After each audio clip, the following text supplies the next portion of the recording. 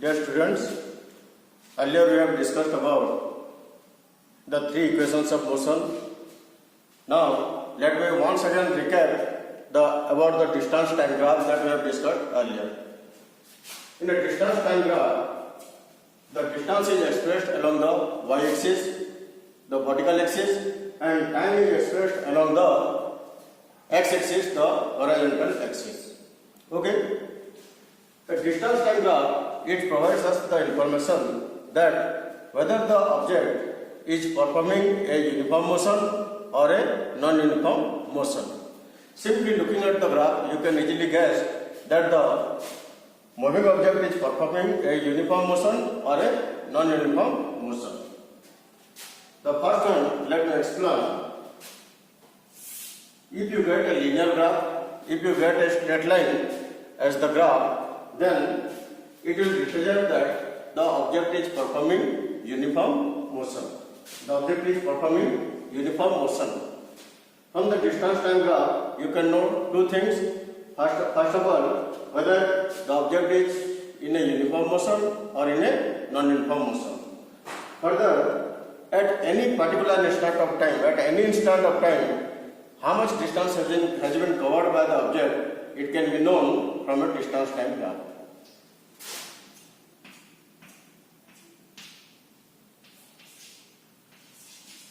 Let me write after 10 seconds, 20 seconds, 30 seconds, 40 seconds, 50 seconds I have marked here. Then I have marked here 10 meter, 20 meter, 30 meter, 40 meter. Let each square be 1 unit. Okay? Then here, from this distance time graph, you can know, suppose you are asked to find out how much distance has been covered by the object after a time interval of 23 seconds. Suppose 23 seconds. Then what will you do? 23 seconds. Now this is your 20 seconds. Then 21, 22, 23. Let it be 23 seconds. Thereafter what will you do? Thereafter you draw a straight line. Draw a perpendicular from the graph to that point, and thereafter the point where it intersects the graph. From that point you draw a perpendicular to the y-axis. Now this will give you the distance covered by the moving object. Okay? Now this will be the distance covered by the moving object. Suppose after 35 seconds, how much distance has been covered up? Let it be 35 seconds. From 35 seconds, draw a perpendicular from the graph, and thereafter you draw a perpendicular to the y-axis, the vertical axis or the distance axis. Okay, the point at which it intersects the distance, the y-axis, that will give you the distance covered up by the moving object at that particular instant of time, or after 35 seconds. We have considered 35 seconds. Suppose you are asked that when the object had covered up 24 kilometers, what was the time at that? What was the time? Suppose 24 kilometers, 10, 20, 22, 23, 24. Let it be 24 kilometers. Then from this point, what we will do? We will draw a perpendicular. The point at which it intersects the graph. Then from that point, you draw a perpendicular to the x-axis. Now, the point at which it intersects the x-axis, that will give you the time. At what time it had covered up 24 kilometers. So two things you can find out. After 25 seconds or 30 seconds, any instant of time, how much distance had been covered by the object. If the distance is told to you that when it covered 35 kilometers, what was the time when it covered up 35 kilometers or 20 kilometers or 25 kilometers, whatever it may be. If distance is given to you, you can find out the time. If time is given to you, you can find out the distance. Okay? So this is the application of a distance time graph. So distance along the y-axis time along the x-axis, then you plot the time interval on the x-axis and the distance covered along the y-axis. Okay, then time, distance. Thereafter you place the point, then you do the placement. Okay, you do the placement and then you join all the points. You will get, if you get a linear graph, then the object is in uniform motion. And if you get a curved graph, then it will represent that the object is performing non-uniform motion. Okay? So what things we discussed now? We discussed about the distance time graph. Then I told you about the distance time graph. In a distance time graph, distance is expressed along the y-axis, the vertical axis.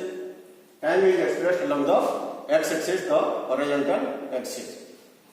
From a distance time graph, mainly we know about two things.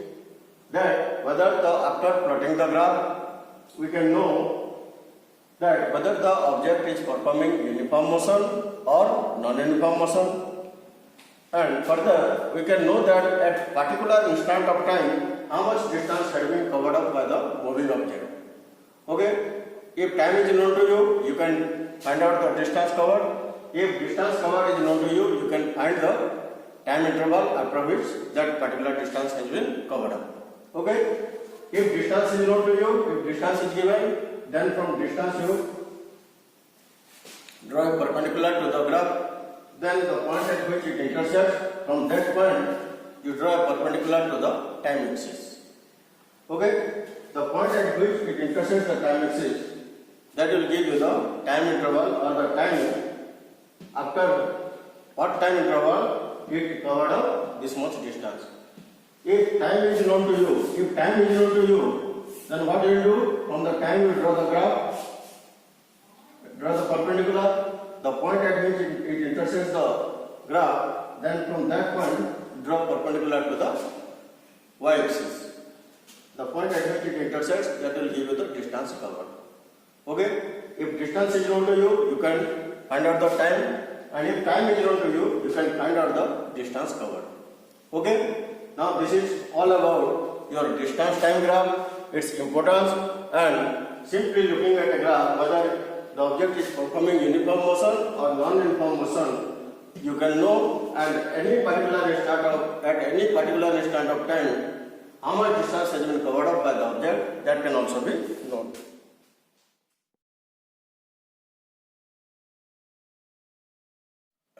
Let us discuss about velocity time graph. In a velocity time graph, velocity is expressed along the y-axis and time is expressed along the x-axis, the horizontal axis. Okay? From a velocity time graph, we can know about the acceleration, whether the object is performing uniform acceleration or non-uniform acceleration, the change in velocity, either the increase or the decrease in velocity of the moving object, whether it is taking place at a uniform rate or a non-uniform rate, we will discuss. Okay? Let me tell you about the first condition. If you get an ascending graph, and that is a linear graph, ascending linear graph, then it provides you information that the object is moving with a uniform acceleration. The object is moving with uniform acceleration. Here, the increase in velocity of the moving object taking place at a uniform rate. At definite time interval, the increase in speed takes place at a uniform rate. Okay? If the increase in velocity takes place at a uniform rate, now then you will get an ascending linear graph. Okay? If you get an ascending curved graph, then the object is moving and it is performing non-uniform acceleration. Non-uniform acceleration. Now, non-uniform acceleration. Okay, it represents uniform acceleration. Okay, if the graph is an ascending one and if it is a curved one, then it indicates that the object is moving with uniform acceleration. Here, increase in velocity of the moving object is taking place, but at a non-uniform rate. So, this ascending curve graph provides you information that the increase in velocity is taking place at a non-uniform rate. The third one, if you get a graph that is parallel to the x-axis, if it is, that is parallel to the x-axis, then here the acceleration is said to be zero acceleration. The acceleration is said to be zero acceleration. Why? Here you will look, neither increase in, no change in velocity takes place here. The object is moving at a constant velocity. The object is moving at a constant velocity here. That's why no change, the uniform velocity as well as the non-uniform, the initial velocity as well as the final velocity, both remains the same. Okay, so here the change in velocity you will get v minus u, you will get 0. V minus u, you will get 0. So thereafter, acceleration, if you are asked to find out the acceleration, then a equal to v minus u by t. Both v and u, initial velocity as well as final velocity, both of them they are same. So here you will get 0, 0 by t you will get 0. So here a graph which is parallel to the velocity time graph, which is parallel to the horizontal axis, represents that here no change in velocity of the moving object takes place. Here the acceleration is found out to be 0. It is found out to be 0 acceleration. Okay, let us discuss about the fourth condition, that is your uniform retardation. Okay, about retardation I have told you that whenever change in velocity takes place, two possibilities are there. There may be increase in velocity or may be decrease in velocity. Both possibilities are there. In some instance, increase in velocity takes place, and in some instance, decrease in velocity takes place. When increase in velocity takes place, we call it acceleration, and when decrease in velocity takes place, we call it deceleration or retardation. Deceleration or retardation. Okay, if after drawing the velocity time graph, value of velocity is given to you, time is given to you, thereafter you plot the graph. After plotting the graph, if you get a descending linear graph, then it will indicate that here uniform retardation takes place. Decrease in velocity takes place at a uniform rate.